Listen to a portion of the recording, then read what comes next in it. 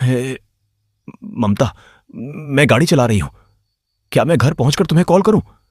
बेकी की आवाज, जो आमतौर पर उत्साह से भरी रहती थी, फोन के स्पीकर के जरिए दूर की ओर दबी हुई सुनाई दे रही थी। बेकी, ये बहुत जरूरी है। ममता अचानक बोल पड़ी। उसकी आवाज हताशा से भरी थी। मुझे तुम्हारी मदद चाहिए। मुझे उम्मीद है कि तुमने कल सुबह भेजा गया मेरा ईमेल पढ़ा होगा। एक चिंता भरी खामोशी के बाद जवाब आया। हां, मैंने पढ़ा। क्या तुम ठीक हो? मैं ठीक हूं, ममता ने लगभग फुसफुसाते हुए जवाब दिया। लेकिन मुझे चाहिए कि तुम अपने संपर्कों का इस्तेमाल करो। पुल सम स्ट्रिंग्स।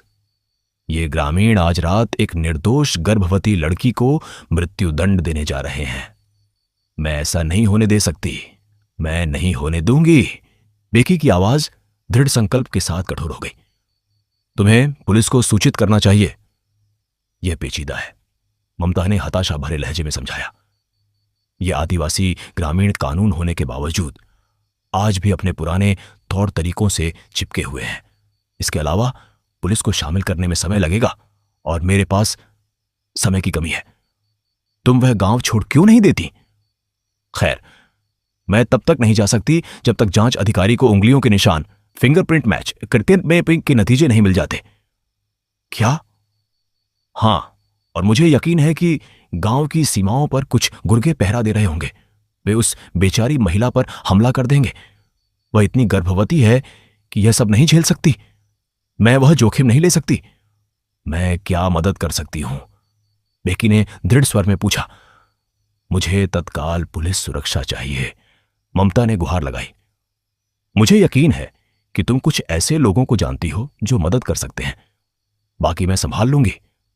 बिल्कुल ममता, इसकी चिंता मत करो, बेकी ने उसे आश्वस्त किया। मैं तुम्हारी रक्षा के लिए जो बन पड़ेगा वह करूंगी। मैं 15 मिनट में तुम्हें वापस कॉल करती हूं। ममता ने कॉल काटा। उसके मन में डर और उम्मीद के बीच जंग चल रही थी। उसने सुरक्षा हासिल करने के लिए बेकी के प्रभाव पर भरोसा करके एक बड़ा जुआ खेला था, लेकिन सवाल उसे कचोट रहा था। क्या यह काफी होगा? वह ग्रामीणों का सामना कैसे करेगी और कुहू को उनके बर्बर इरादों से कैसे बचाएगी? ममता कल्लू की दुकान के बाहर बेकी के कॉल का बेसब्री से इंतजार करने लगी। 15 मिनट से ज्यादा बीत गए। ममता ने अपना फोन कसकर पकड़ रखा था।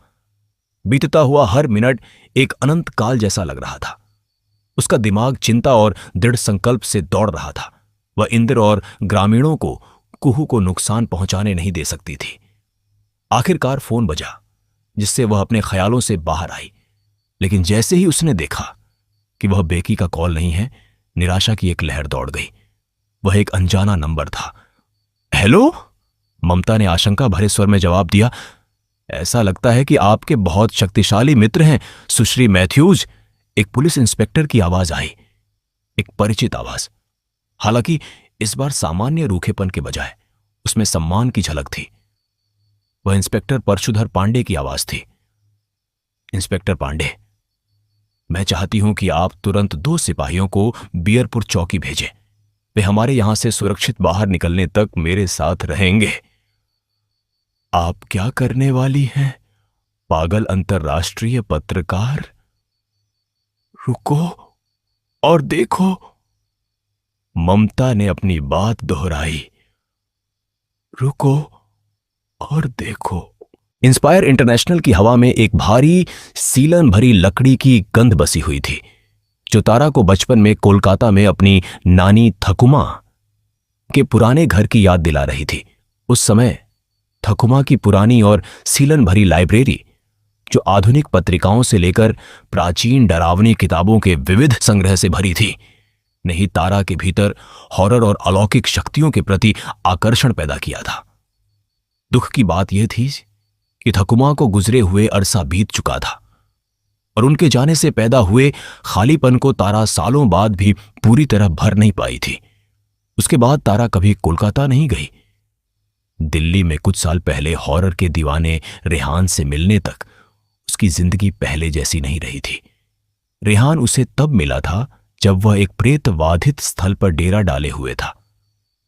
मरे हुए लोगों के प्रति आपसी लगाव ने उन्हें तुरंत जोड़ दिया था। तारा सावधानी से सुनसान कक्षाओं के बीच से गुजर रही थी। ममता ने उसे कोई भी सुराग ढूंढने की जिम्मेदारी सौंपी थी। तारा का हाथ धूल भरी अलमारियों पर रेंग रहा था। उसके कूल्हे में एक हल्का दर्द हो रहा था, जो पिछली शाम बाथरूम में गिरने की याद दिला रहा था। लेकिन दर्द निवारक गोलियों ने उसे चलते रहने की शक्ति दी थी। बाथरूम जाने की इच्छा को नजरअंदाज करते हुए उसने अपनी खोज जारी रखी। सीढ़ी और पहली कक्षा के बीच छिपा हुआ एक छोटा सा अनुपयोगी कमरा उसकी नजर में आया। अन्य कमरों के विपरीत इस पर एक काम चलाऊ दरवाजा लगा था, एक पुराना लकड़ी का तख्ता जिसे दरवाजे के मुंह पर ठोंक दिया गया था। एक गहरी सांस लेते हुए तारा ने उस खुरदरी लकड़ी को पकड़ा और अपने कूल्हे के दर्द को सहते हुए धीरे से उसे उखाड़ दिया। दरार से छनकर आती सूरज की किरणों में धूल के कण नाच रहे थे, जिससे अंदर का धुंधला नजारा दिखाई देने लगा। अंदर धूल से ढका हुआ एक वेदी जैसा ढांचा खड़ा था। जैसे ही तारा ने गंदगी सप्फ की, दीवार पर एक शिलालेख उभर आया। Sacred mount school. इस नाम ने उसे झकझोर कर रख दिया। उसने यह नाम पहले कहां सुना था? अपना फोन निकालकर उसने एक तस्वीर खींची, जिसकी क्लिक की आवाज उस सन्नाटे में डरावनी तरह से गूंजी। अचानक ऊपर से आती खुरचने की आवाज ने उस खामोशी को तोड़ दिया। तारा की नजर ऊपर गई, जहां लकड़ी की छत पर एक छिपकली बैठी थी। छत की एक बीम से एक अकेली रस्सी लटक रही थी। आंखों में दृढ़ संकल्प के साथ वह उसकी ओर बढ़ी। चोट के कारण उसकी हर हरकत धीमी और सतर्क थी। कुछ कोशिशों के बाद वह उसे नीचे खींचने में सफल रही। छत में बना एक गुप्त कंपार्टमेंट चरमराहट के साथ खुला और उसके अंदर की चीजें फर्श पर गिर पड़ी। 1981 की एक पुरानी डायरी और फफूंद लगा एक फोटो एल्बम। उसके भीतर उत्साह की लहर दौड़ गई जैसे ही उसने उन्हें उठाया। यह रहस्यों का एक खजाना था जो खुलने का इंतजार कर रहा था।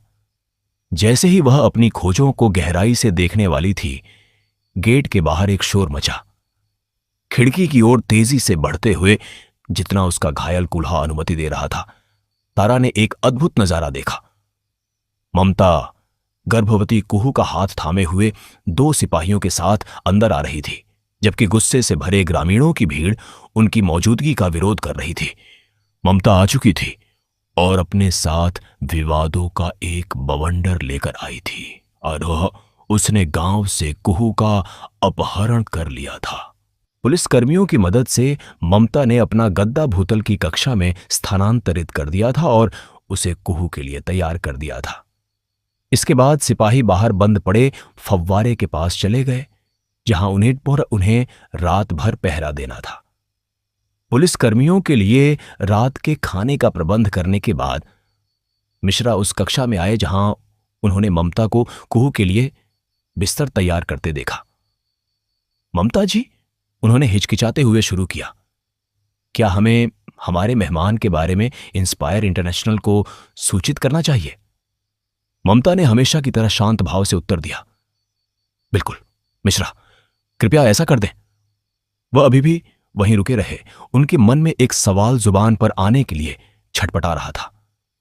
ममता जी, मैं निराशावादी नहीं होना चाहता, लेकिन क्या होगा अगर ग्रामीणों ने आज रात हमला कर दिया? क्या होगा अगर वे कुहू को वापस ले जाने की कोशिश करें? इसीलिए हमारे पास कांस्टेबल है, ममता ने दृढ़ स्वर में पलटकर कहा। लेकिन क्या वे काफी हैं? क्या आपने इंद्र के गुंडों को देखा है? वह अकेला दिलावर अपने एक मुक्के से इन कांस्टेबलों को ढेर कर सकता है। उन्होंने उन 2 अधिकारियों की ओर इशारा किया जो एक खटिया उठाने में भी संघर्ष कर रहे थे। ममता ने उनकी नजरों से नजरें मिलाईं। उनका अडिग आत्मविश्वास स्पष्ट था। मिश्रा, मैंने इंस्पेक्टर पांडे से बात की है। उनके पास कमिश्नर के सीधे आदेश हैं। अगर कुछ भी होता है तो उच्चतम अधिकारी हस्तक्षेप करेंगे। मुझे यकीन है कि इंद्र भी इस बात से वाकिफ है। मिश्रा पूरी तरह आश्वस्त नहीं थे, फिर भी उन्होंने बस सिर हिलाया और चले गए।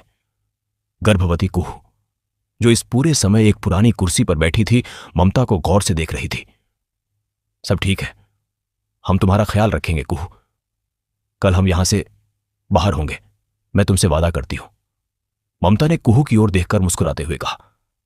गांव की उस गर्भवती महिला ने बदले में मुस्कान नहीं दी, लेकिन उसके फटे हुए होंठों के कोने लगभग मुड़ गए। ममता को सीढ़ियों पर दौड़ते कदमों की आहट सुनाई दी। कुछ ही मिनटों बाद दरवाजा खुला और तारा पुराने कागजों के ढेर, एक डायरी और एक फोटो एल्बम के साथ खड़ी थी। ममता, तारा ने कहा। उसके स्वर में उत्साह था। हां? ममता ने अपनी सहायक के हाथ में मौजूद चीजों को देखा और पूछा, यह क्या है? जैसा आपने निर्देश दिया था, मैं इमारत में किसी भी तरह के सुराग की तलाश कर रही थी। मुझे ये उस वेदी वाले कमरे में मिले। यह क्या है? ममता ने चादर छोड़ दी और उत्सुकता से तारा की ओर आई। मुझे नहीं पता, मैं इन्हें देखने ही वाली थी कि तभी वह हंगामा हो गया और मैंने इसे अपने गद्दे के नीचे छिपा दिया। तारा ने कागज ममता को थमाते हुए कहा, यह स्कूल के ही किसी व्यक्ति का है। ममता को याद आया, समझ आया कि कुहू काफी देर से बैठी हुई थी। उसने कागज वापस तारा को दिए और जल्दी से गद्दे के नीचे चादर दबाई और ऊपर से लाए गए 2 तकिए रखे, एक सिर के लिए और दूसरा जांघों के बीच फंसाने के लिए। आओ कुहू, थोड़ी देर सो जाओ, ममता ने एक गर्मजोशी भरी मुस्कान के साथ कहा। कुहू कुर्सी से उठी और धीरे धीरे बिस्तर की ओर चली। ममता ने कुहू की कमर थामी और सावधानी से उसे बिस्तर पर लेटने में मदद की। उसके बाद तारा और ममता फर्श पर बैठ गईं और खोज में मिली चीजें उनके सामने फैली थीं। वे कागज ज्यादातर अखबारों की कतरनें और रसीदें निकली जो बेमतलब लग रही थी। ममता ने डायरी खोली, जिसके पीले पड़ चुके पन्नों पर धुंधली और बमुश्किल पढ़ी जाने वाली लिखावट थी। फाउंटेन पेन, वह बुदबुदाई। लिखावट पहचानना भी मुश्किल है, लेकिन यहां देखो। तारा ने एक पन्ने पर अपनी उंगली रखते हुए इशारा किया। यह शुरुआती अक्षर SF। SF, यह कोई भी हो सकता है। उसने डायरी को जोर से बंद कर दिया, जिससे हवा में धूल के कण उड़ने लगे। यह उतना ही बेकार है जितना कि वे एक कागज की कतरने। तुम्हें और क्या मिला? ममता ने उत्सुकता से पूछा। तारा ने उसे एल्बम थमा दिया। उसके चेहरे पर निराशा साफ दिख रही थी। ममता ने बेमन से एल्बम लिया और पन्ने पलटने लगी। एक भी फोटो पूरी तरह सही सलामत नहीं थी। इसके अलावा मुझे नहीं पता कि हमें इससे कोई सुराग मिल सकता है या नहीं, लेकिन मुझे उस ग्रुप का नाम पता चल गया है जिसने यह जगह बनाई थी, तारा ने सूचित किया और अपनी गैलरी से वह फोटो निकालने के लिए अपना आईफोन निकाला, जिसे उसने क्लिक किया था। ममता को एल्बम में 2 पन्ने एक दूसरे से चिपके हुए मिले। क्या नाम था? ममता ने पूछा और अपनी छोटी उंगली उस दरार में डालकर उसे झटके से खोल दिया। इससे 2 तस्वीरें सामने आईं। उनमें से एक स्कूल के प्रवेश द्वार का वाइड शॉट था, जिसे कोनों से फफूंद ने खा लिया था। फिर उसने दूसरी तस्वीर देखी। यह ग्रामीणों के साथ स्कूल के कुछ सदस्यों की एक black and white group photo थी। फफूंद ने ज्यादातर चेहरों को खराब कर दिया था, लेकिन तभी उसकी नजर कोने में खड़े एक आदमी पर पड़ी। उसने उसे ध्यान से देखने के लिए करीब खींचा। सेक्रेड माउंट स्कूल, तारा ने नाम बताया। ममता ने नाम सुना, लेकिन उसका दिमाग पूरी तरह से अपनी याददाश्त वापस पाने में लगा था। उसने उस आदमी को पहले कहीं देखा था। कहां? क्या वह दीवार पर टंगी किसी तस्वीर में था? क्या उसने उस आदमी का चेहरा इंद्र के घर में किसी फोटो फ्रेम में देखा था? क्या वह चेहरा हाल ही में खबरों में आया था? नहीं, तस्वीर में दिख रहे उस आदमी के चेहरे ने ममता के मन में अचानक एक एहसास जगा दिया।